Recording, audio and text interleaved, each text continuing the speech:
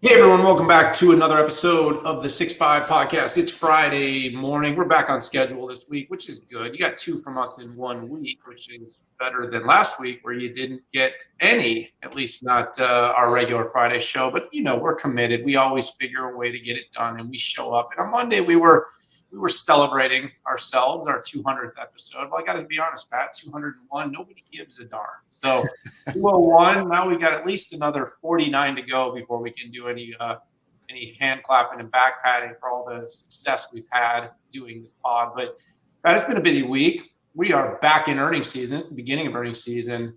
I saw you on CNBC last night looking super smart, talking about Intel. It's going to be like that for the next couple of weeks. We're going to be busy because there is a lot going on. So, Pat, I want to do the quick disclaimers on this show. But before I do that, how you doing, buddy? How's it going? And I'm doing great. It's been a kind of an up and down week, and really just unbearing from traveling for 3 weeks. Had to get some real work done, have some corporate meetings, right? But I'm really excited. I'm feeling really good about this week. I'm feeling really good about delivery to the customers, and I just love giving good advice. That is kind of my jam. I don't know where that comes from. I'll let my therapist explain it maybe on another episode. But yeah, I love doing that. You have a therapist? Yeah, for the past 15 years, every week, I joke he's my paid friend. Well, you're my unpaid friend. You only have a couple of besties, you got to make it happen, So you might want to call your therapist, tell them that I pulled a real boneheaded move today, locked myself out of my car, and I need to publicly criticize myself. Feeling very human today. So the whole Dan McKenna thing that I've always lived by, thinking I could be a machine. It's amazing how things like this can bring you back to size. I'm feeling very much at size this morning. Having said that, I'll solve that problem later because right now we got a lot to talk about on this podcast. We got 6 important topics today. We're going to talk about Intel, and we're going to talk about Intel, and then we're going to talk about IBM, we're talk about Apple, SAP, ServiceNow. Like I said, it's the beginning of the earnings wave, which means there will be a little bit more of that in the next few pods, but we'll try to make it interesting because we are not financial analysts. Our goal here is not to give financial advice. Our goal is to try to read between the lines, tell you what all of this means, which is tough. Quick disclaimer, the show is for information and entertainment purposes only. While Pat does like giving advice, this is not to be taken as financial advice. Don't do any investing based upon what we say here, but hopefully you will know a little bit more about what we're thinking about these companies and their performance, because that's what we do. So, Pat, we're going to jump off. First topic today is going to be, is it IBM? It's IBM. You got it. IBM. So, and I'm going to call your number, buddy. Yeah. So, net, beat, right? Beat on top line, beat on the bottom for the quarter. But I thought it was also a wrap to 2023. But there were a few highlights that I was impressed with. First of all, the generative AI and Watson X, right? We've seen a doubled quarter on quarter.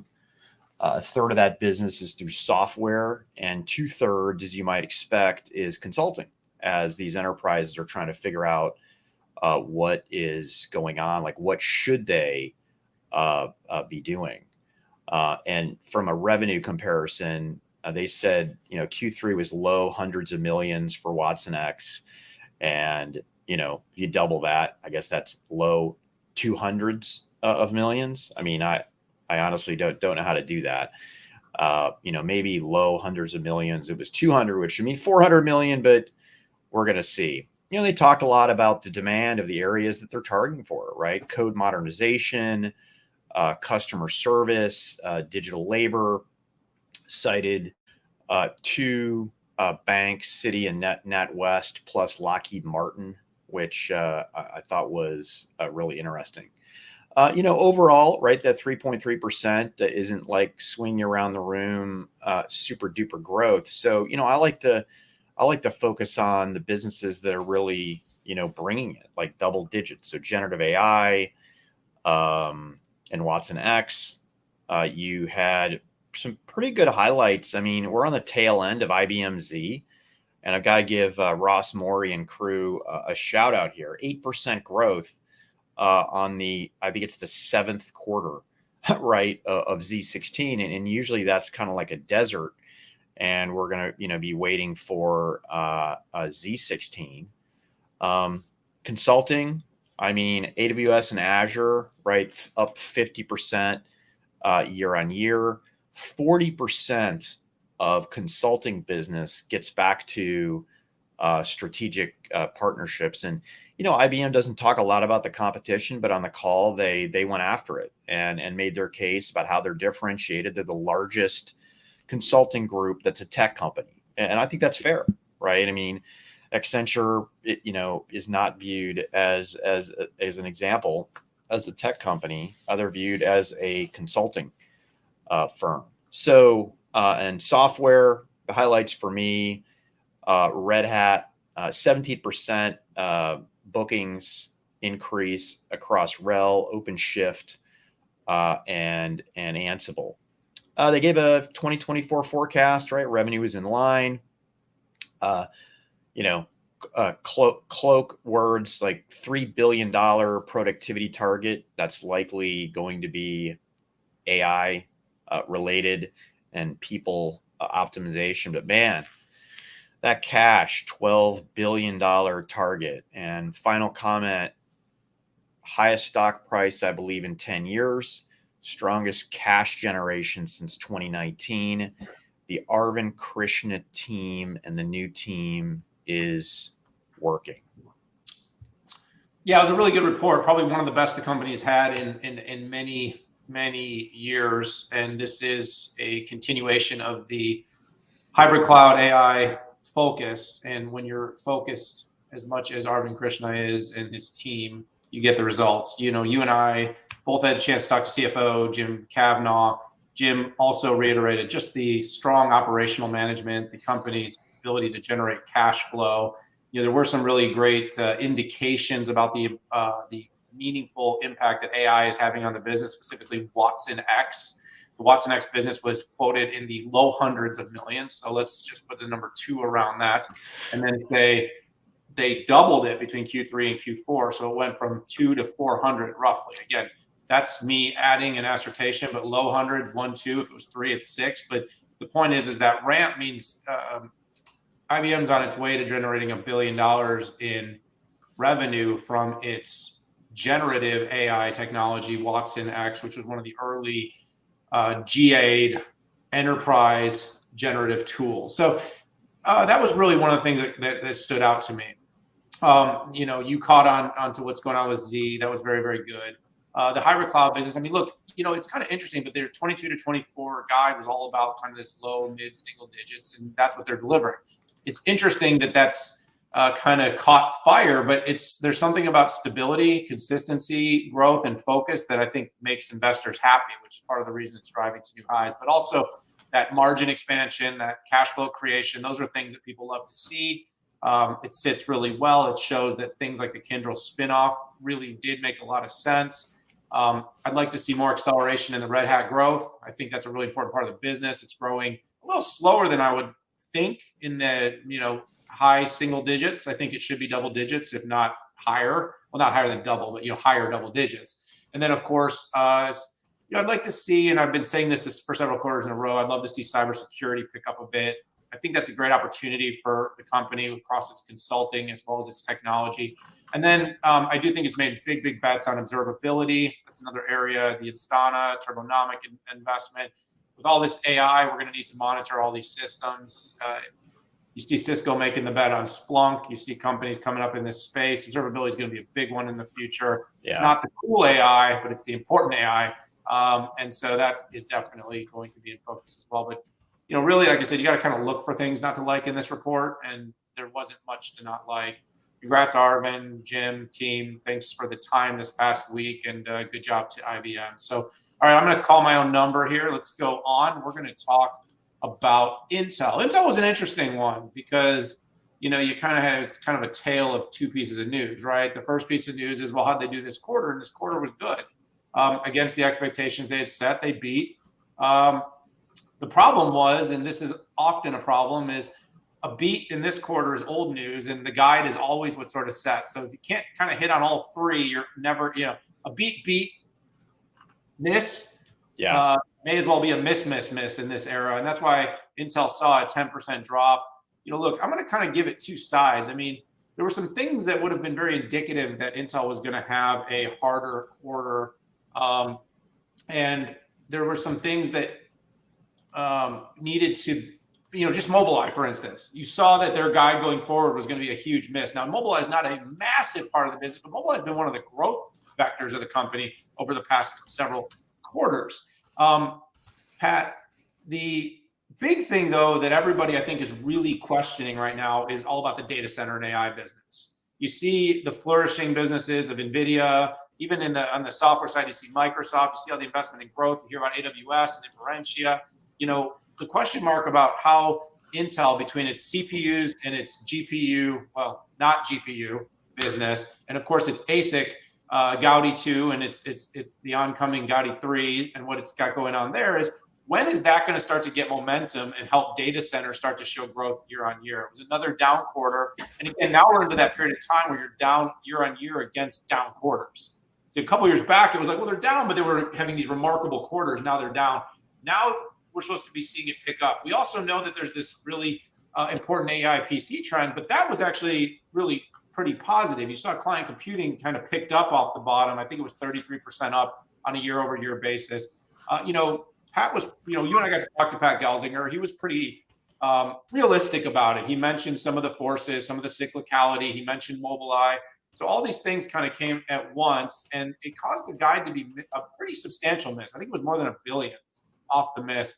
Having said that, Pat, I'm still pretty positive about what the next 4 quarters. Gelsinger said to us, every quarter and on a year-over-year basis, we will see improvement on the company's earnings. We've seen really good growth in foundry services, 63% up year on year. Not just 63% up, but more winning some really great packaging deals. Starting to get, its process deals underway. I think with Intel 3, starting to go to market with that. Confirm me if I'm wrong on that one. So a lot going on here, Pat, but I'm optimistic. I'm optimistic AI is not over. They have a shot of catching up. I saw you wrote a great paper on their kind of overall AI strategy. Had some good comments on CNBC. I think you wrote one too. I did, and that'll come out later. But it's process. It's in the making. It's been a good turn under Gelsinger. It's not going to happen overnight. And I think people think a ship like this can turn in a day. It's not going to turn in a day. It takes some years. So I'm going to spend a little time on the quarter, and then you spent a lot of time on the future. I mean, they beat on revenue and they beat on profits. So they had a beat. Gross margin is the best way, I believe, to measure a chip company, because it gets into its design, your design, and it hits the fabrication, and it hits the pricing, right? And Intel years back was at 70%, and then they went in the 30s. Okay, their gross margins were up 3%. Gross margins up 3% sequentially and 6.5% year on year. That's huge. I think. Also, it hits $3 billion OpEx savings goal. That was a year, obviously not for the quarter.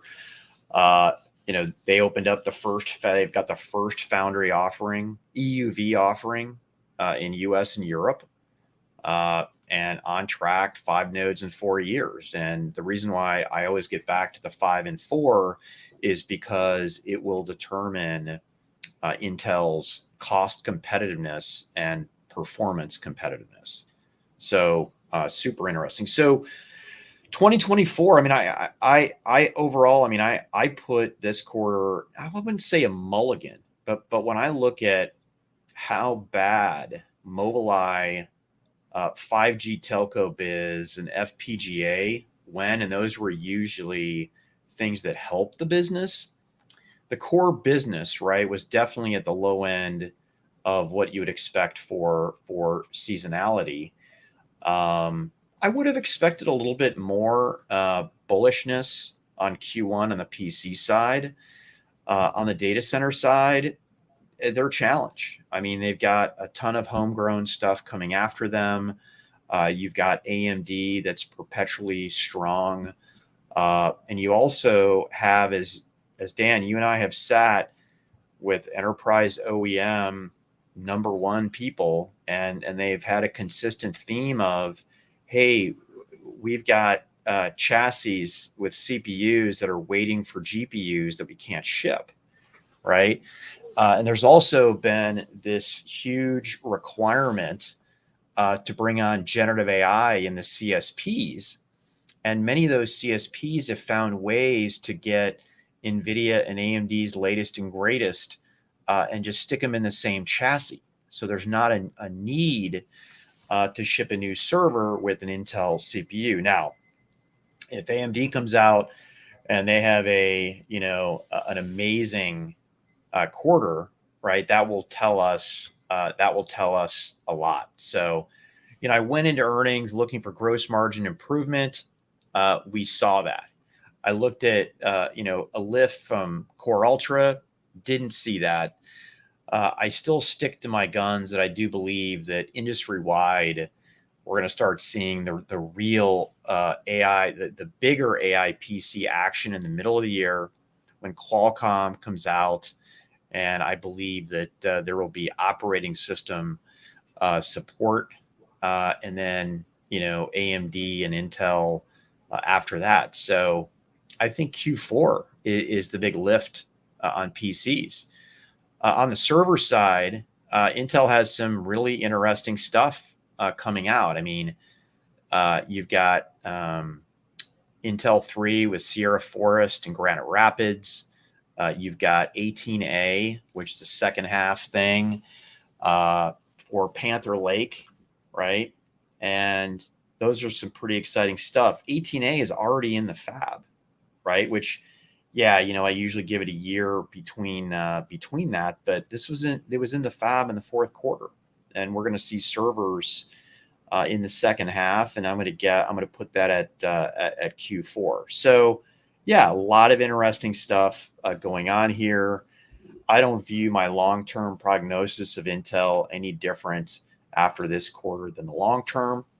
I'm not an equities analyst. I'm an industry analyst, so I do look at things in a different way. And I want to remind everybody, for all the haters of Intel, Intel still has 80% of the PC market and around 80% of the server market. Yeah, I feel like I got to say that all the time to people. Like, yes, they've ceded some market share, but they're, people trade them like they're, Blockbuster Video sometimes, or like, like they're Radio Shack. I mean, it's far from that. And they've got an incredible distribution and channel too, which it's not easy to unwind that. It's going to take a lot of work. And, the competitors have made great strides, but Intel's directionally I think it's finding its sea legs. I think it has found its sea legs, Pat. And it's, again, it'll take some years to make up for the years that it wasn't hitting on all cylinders. But I think Pat's got it going in the direction he wanted it going. Big Pat, not little Pat. Little Pat, you're little Pat. So, all right, let's keep talking about Intel, because I mean, why not? Let's talk about some news from this week. Intel made a big announcement with IFS, its foundry business, and UMC on 12 nanometer. Yeah. So first off, I really appreciate the time that we got with Stu Pan, who runs IFS, to break this deal down for us, answer some questions. And let's go back to when Pat Gelsinger started IDM 2.0. One part of that was, hey, we're going to use external foundries more, right?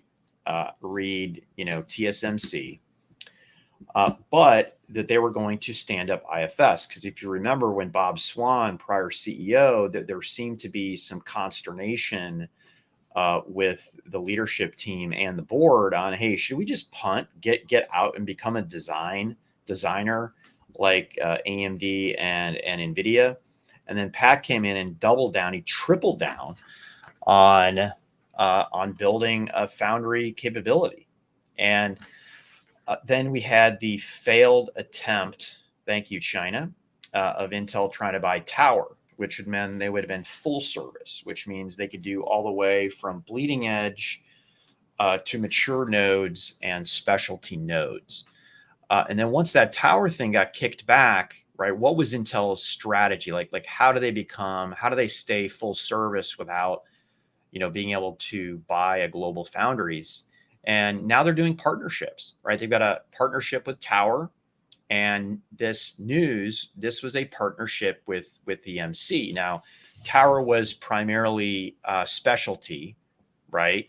And, as we've talked about on the show many times, there's the balkanization of foundries, which is we have the West, we have Asia, and then a little bit and then we've got Western Europe, who wants that, and that's based on national security. That's based on getting the right supply chain, and therefore, right, if you're UMC and you don't have fabs in the United States, how do you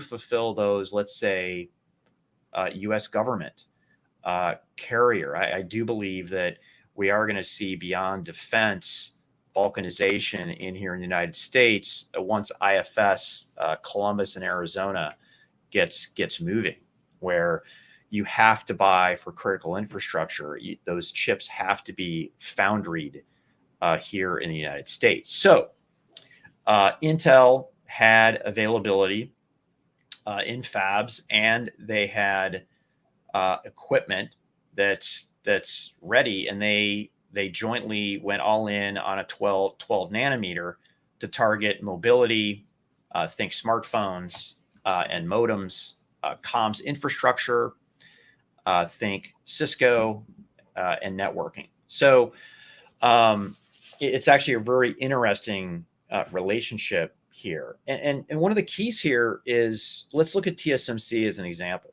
So 50% of TSMC's prior quarter, as we talked about earlier in the week, the revenue is bleeding edge and leading edge. So 3 nanometer and 5 nanometer.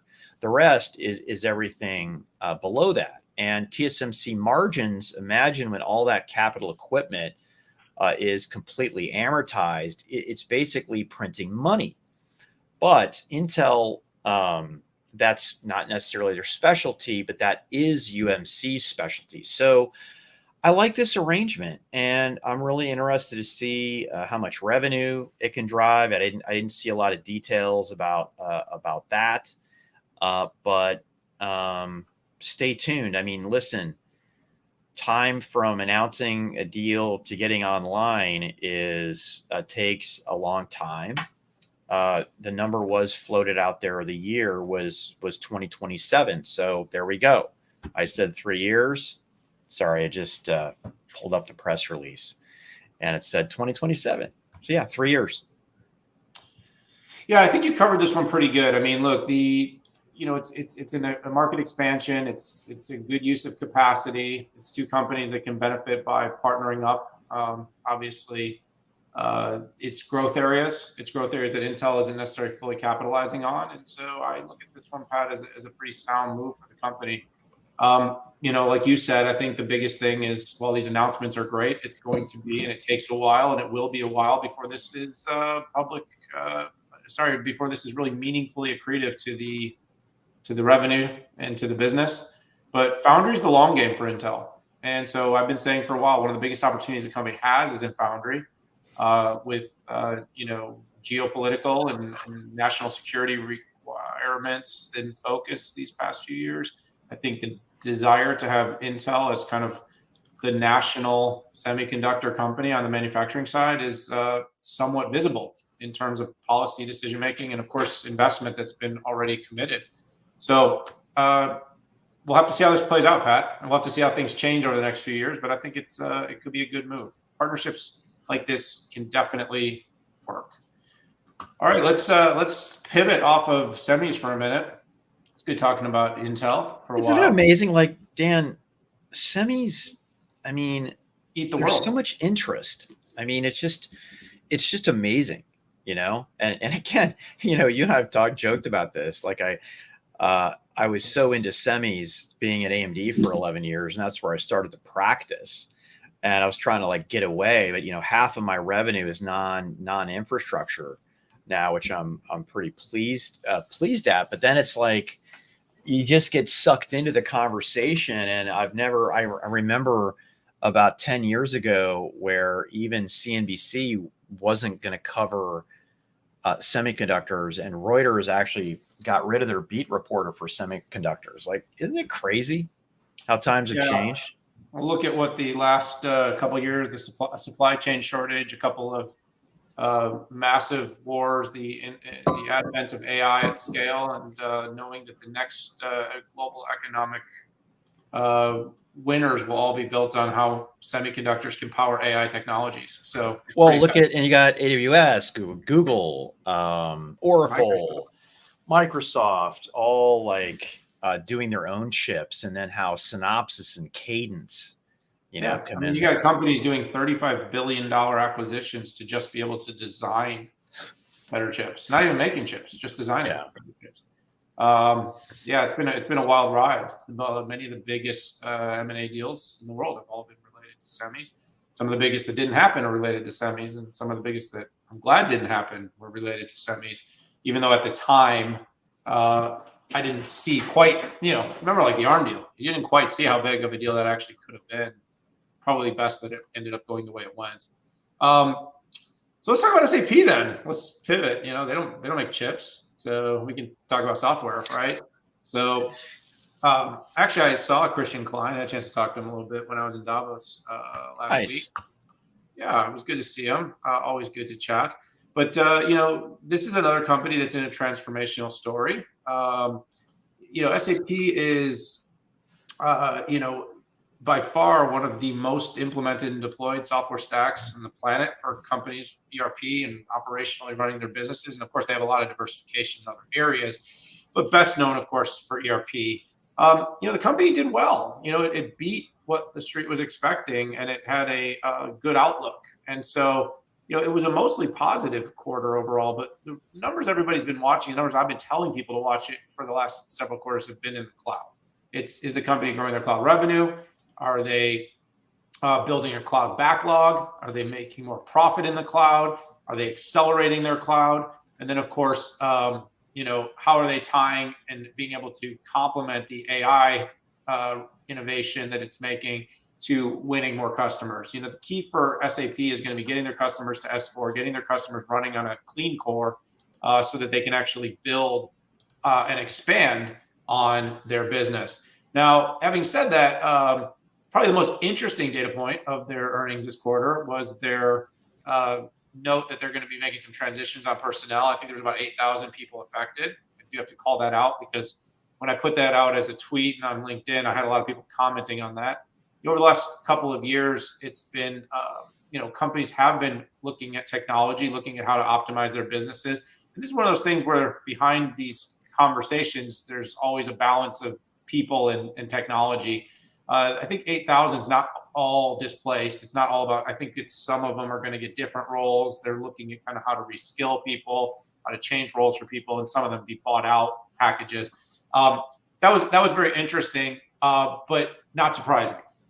Having said that, that was a footnote that I think over the next few quarters, you'll see new waves of growth at SAP coming from their AI investments and AI technology.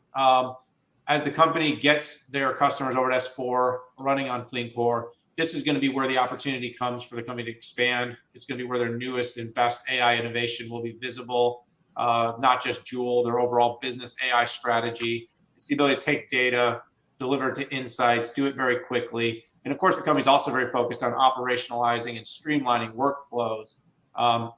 This was something I heard a lot on the earnings call. This is something I've heard a lot through the readout, is that SAP end-to-end is becoming more and more capable. And if you are on S4, it's more and more capable to deliver what the enterprise of the future needs. So, Pat, you saw 20% revenue growth in cloud, 25% for the year, and 25% for the quarter. So it's accelerating. You saw the backlog grow.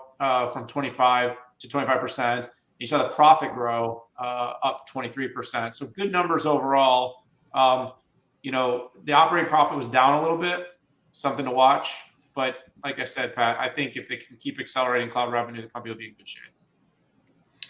Dan, great breakdown. There was so much richness in this. You didn't take all the oxygen out of this room. I mean, on Q4, I mean, if you remember years back, the critics, and I was one of them, that SAP really didn't have a cloud strategy. And here we are for the fourth quarter. They had 20% growth. They have a 25% cloud backlog. They have a growth of 20% in cloud revenue, 55% growth on S4 HANA, right? Largest growth in 5 quarters. So accelerating. SAP got a slower start, but man, are they making up for it right now? And it kind of reminds me of Oracle. And, SAP doesn't do IaaS, but they do SaaS and PaaS. I really did appreciate the breakout. And I don't know if this is a new breakout or maybe I just was asleep at the wheel, but I appreciated the 19% growth on SaaS and the 42% growth on PaaS services. 2023 net, Dan, they did what they said they would do, and they're being rewarded for that. So what does 24 and 25 mean, right? So revenue growth is going to come, their plan is to come from rise with SAP and grow with SAP, expanding, right, through BTP, flywheel, cross-selling all of their PaaS, SaaS, and software capabilities, generating revenue through business AI. And they talked a lot about strategic M&A partnerships. Interesting, strategic M&A. We could probably spend an entire session on that. And their plan for profitability, right, is, transformation, which is a combination of kind of rebalancing heads. And, I feel awful for anybody who ever gets laid off, but I have to tell you, I've been laid off at most companies. And it always ended up being a much better opportunities. For the record, it was never for performance. I had a business unit shut down at NCR. Alta Vista offered to move me from sunny Southern California to Palo Alto. I said, I'm going to AMD. But and AMD had 3 months of cash left. They needed to get rid of people like me who weren't an engineer or in sales. But anyways, I digress.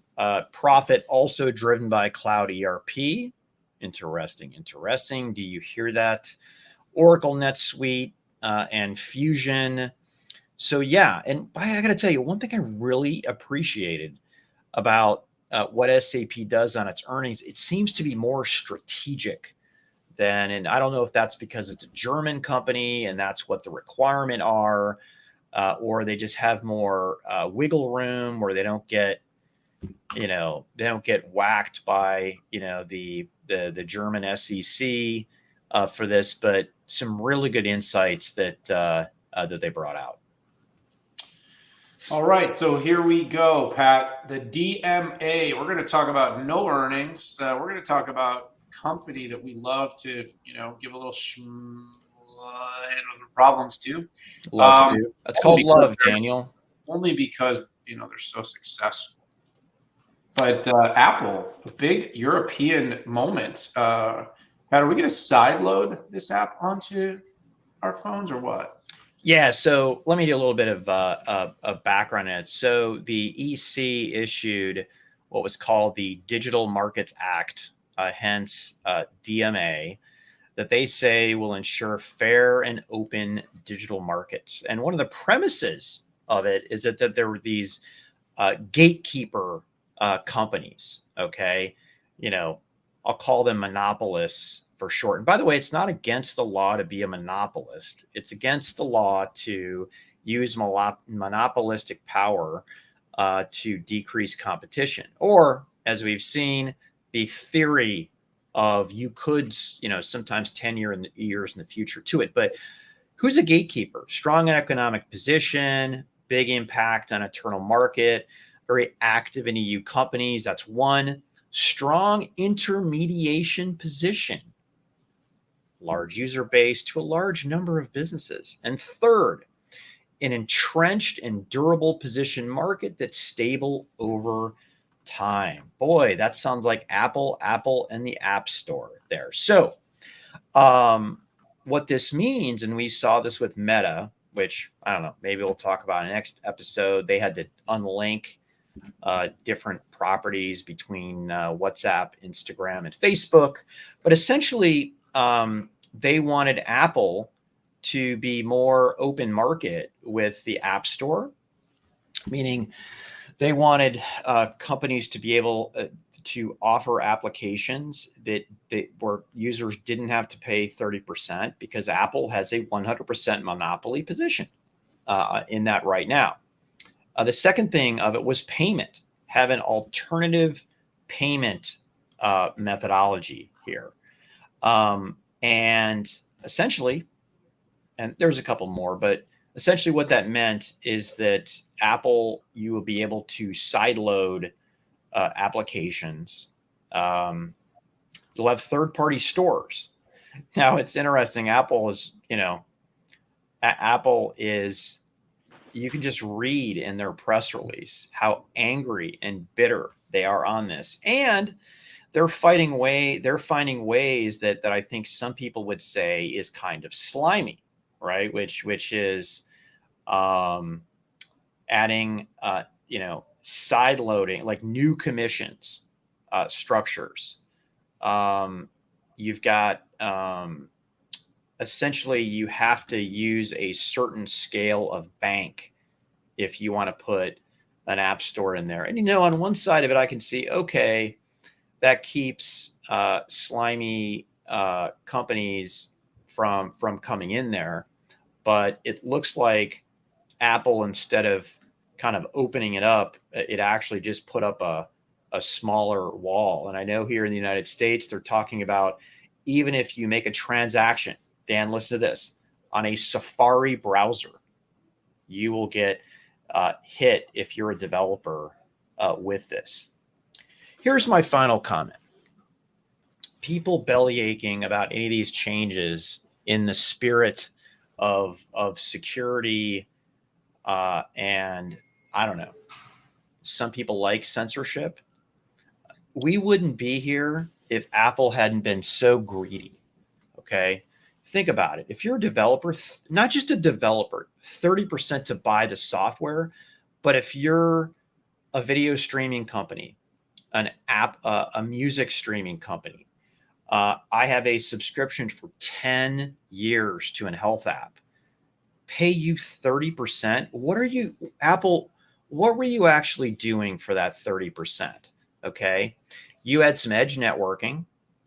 You have servers that put, I don't know, 100 megabytes of code that you can download.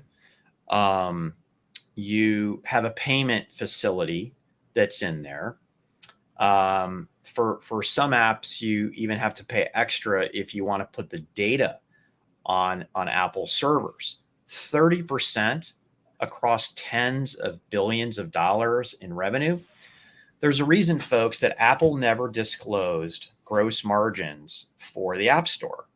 And that's because they were huge. And by the way, nothing wrong with making money, but at some point, you have to align value with your pricing. Otherwise, you're going to get into a mess like you got in here. Apple, I hope you learn a lesson here. US regulators, you're wasting time on Amazon buying a vacuum cleaner company. And I know you've opened up, a ton of investigations on this, but you need to bring this to the US, and you need to also stop these smaller walls, like charging, 10% for me buying something if I'm using an Apple browser. All right. So, because I want to move quick because we still got another topic and I got to call at the top of the hour. Sorry, everybody. Got 12 minutes, Dan. Hang on all day. This is a good one though. So first and foremost, I think you covered a lot of the specifics of it, Pat. Here's the reason I don't think it's bigger news is because it's Europe. All right, I'm just going to pause there. I mean, Europe is the ultimate tax for any technology company. And by the way, when it comes to things like privacy and security, they tend to be more on the right side of what I think and where I think we need to be going. Having said that, they're also notorious for just loving to tax companies for innovation. And so there's always a grain of salt taken when the first fines come down from Europe. I mean, look, Apple plays dirty. It's always played dirty, but it has great technology that people like to use. And for the average user, they don't really care. I don't think most users, I think this is one of those things where you have to separate the consumer harm and the competition harm. From a consumer standpoint, I don't think most users care about having more marketplaces. I just don't. From a innovation and from a competition standpoint, it's problematic. And Apple, like you said, I think you put it really well, Pat, very, very greedy.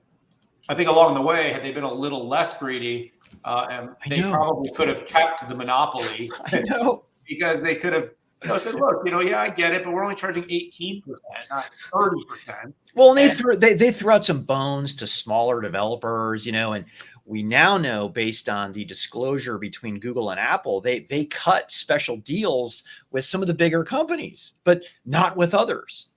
Yeah. So, the bottom line is, it's weird because like here in the US, and I know it's a different case, but like the Epic Apple thing fell on its face. I don't think the US, I hear what you're saying, like, let's bring it here. I don't think Lina Khan has the gall to take it on. I think she's batting zero. So she's spending all her time trying to figure out any case she might be able to win, which, now she's shutting down the Roomba. Oh God, I'm going to need I can't get my vacuum from Amazon. But the bottom line, Pat, is what's going on here is really complicated. I mean, you've got multiple ecosystems. If you actually read through this thing, I just feel like this is Apple's just going to find new ways. Because there's no way they're just going to walk away from all this revenue. They're going to find new ways to pay. You were talking about kind of the smaller walls and the smaller fees. And, it looks like there's just finding new ends to charge rather than this kind of very blunt, big fee that they charge all the developers and all these different transaction costs. They're going to find new ways. Because there's no way they're going to just let this revenue run away. Having said that, Pat, I think it's a good start. I think it's good to see somebody had the guts to take them on and win. And then the other thing, Pat, is if they don't do enough, there's a lot of risk out there for them. They could have to pay up to like 10% of their annual turnover, potentially. If the EU or EC says this is not enough, Pat. But this is good. Here's what I say about this. This story ain't over. This is not over yet. This is going to be a continued story. But until the U.S. actually takes meaningful action, I think it's always going to be a bit of a sideshow in Europe. And so let's see what happens, Pat. But it was a step in the right direction to finally make Apple at least have to, chew its own cud and swallow it. And you could see in that press release it came back out in a less than a desirable way. All right. Hey, just to loop back. The EU has 448 million people. Yeah, US has 300 and change, right? Like, I don't think it's a sideshow. It's a sideshow for B2B, but not a sideshow for B2C. Okay, so here's where or maybe I completely misunderstood your point. No, you're right. What I guess I'm saying is that when Europe comes and slaps a big tech company down with a fine and makes them change something, everyone's like, yeah, that's kind of like they do that like 4 times a year, and they make people pay. What I'm saying as a whole, wow, you got some fan. We have a lot of fans today. We've got, but I don't even know who it is. We must not be connected. But Matt Hamblin, John Hedgewick, and Mohammed is a dedicated watcher. We appreciate you, Mohammed, coming in every single week. Thank you. I'm not. You know what, Pat? I'm not downplaying it. I'm just saying Europe. It's like a merry-go-round. Google, Microsoft, Qualcomm. It's just every year it's a merry-go-round of just. They're very similar to China in that they do a lot of the taxation, but the difference is that China's very open about it, right? We saw the documents on China with Qualcomm, and they're like, you're charging too much. We need to charge this. And Qualcomm did, and everything was fine, right? Yep, absolutely. So let's wrap this baby up. Let's talk about ServiceNow. Enjoyed the opportunity. Each and every quarter, I get to talk to CEO Bill McDermott on earnings day. This company is just it's a lightning rod. It's just continues to attract business, attract growth. It's got some really exciting key metrics that it was able to hit this quarter. The company saw, I think it was 10 billion of annual RPO backlog. Sorry, 8.6 billion, but almost like 18 of total RPO. It's at a pace to ACV, so your annual contract value of $10 billion. The company's got these amazing new partnerships with Visa and Ernst & Young, basically built on its generative AI platform. So what Bill was able to share with me was that effectively the company's Gen AI has picked up and monetized at a rate that was much, much faster than what was expected. And this has led the company to beating quarter over quarter and year over year. It's going to be a $10 billion annual contract subscription business. It's heading on that pace. He's had really, really bold ambitions for the company's growth, but they're growing on margin.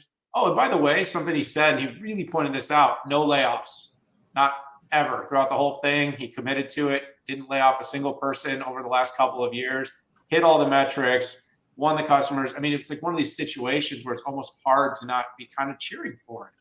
No layoffs ever? No layoffs since, like, he made a commitment in the beginning, kind of when the market turned and all the companies were turning to layoffs. This last, about 2 years ago, when the market in the end of 21, when it started to slow, that he would not lay anybody off.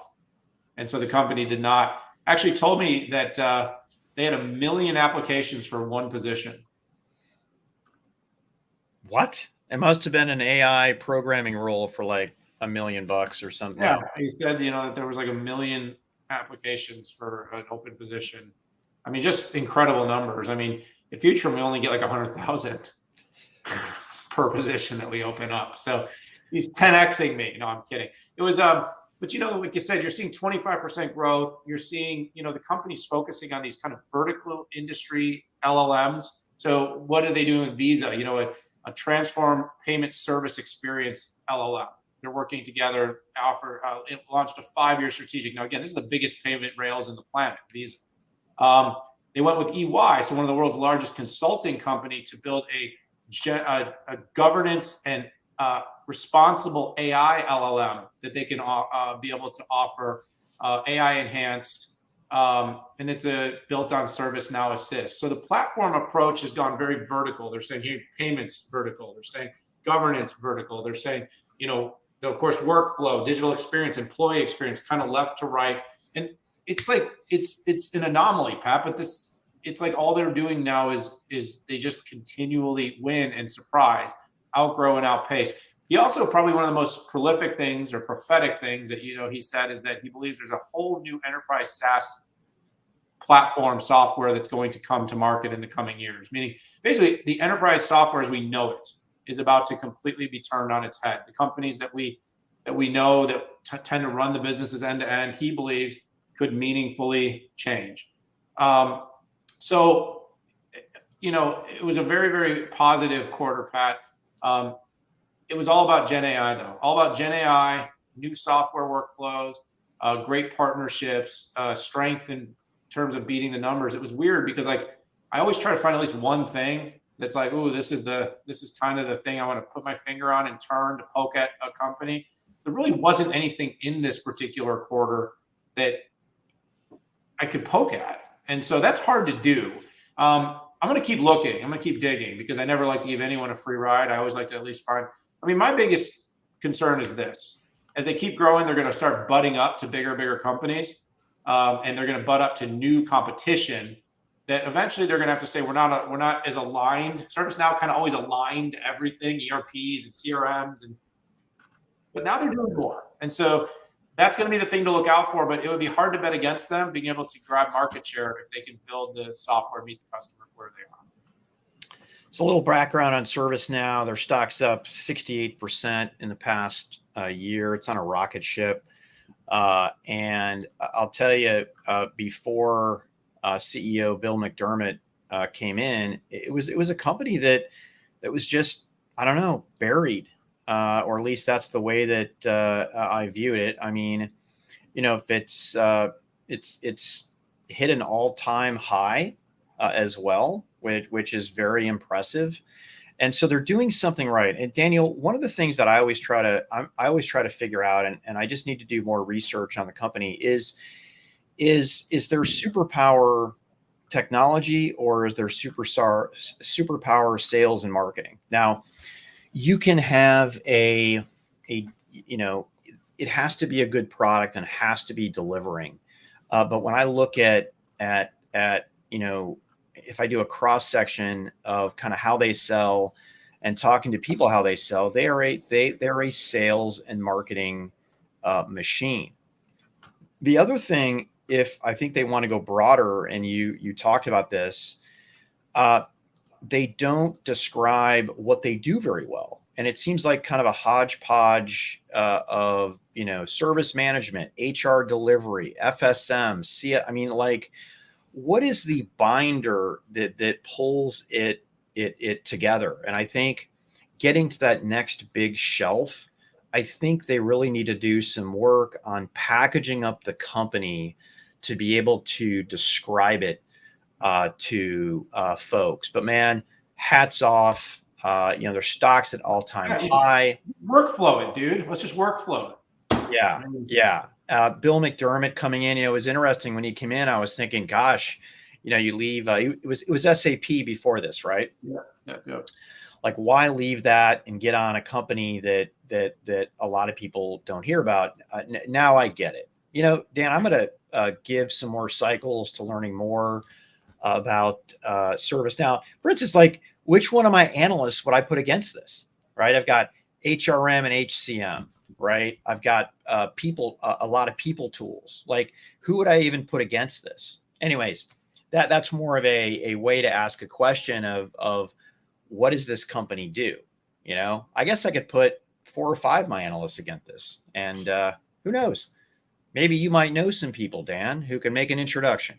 I might, and we may, and there may be something more and something big from ServiceNow coming to 6.5 sometime soon. We'll have to keep our heads down for now, but we'll come back to it. All right, everybody. That's it. That's our show. That's our week. We did it. It's the 6.5. I want to thank everybody so much for tuning in, joining us for this show. Hit that subscribe button. Join us for all of our episodes. We appreciate each and every one of you. But it's time to go. It's time to say goodbye. See you all.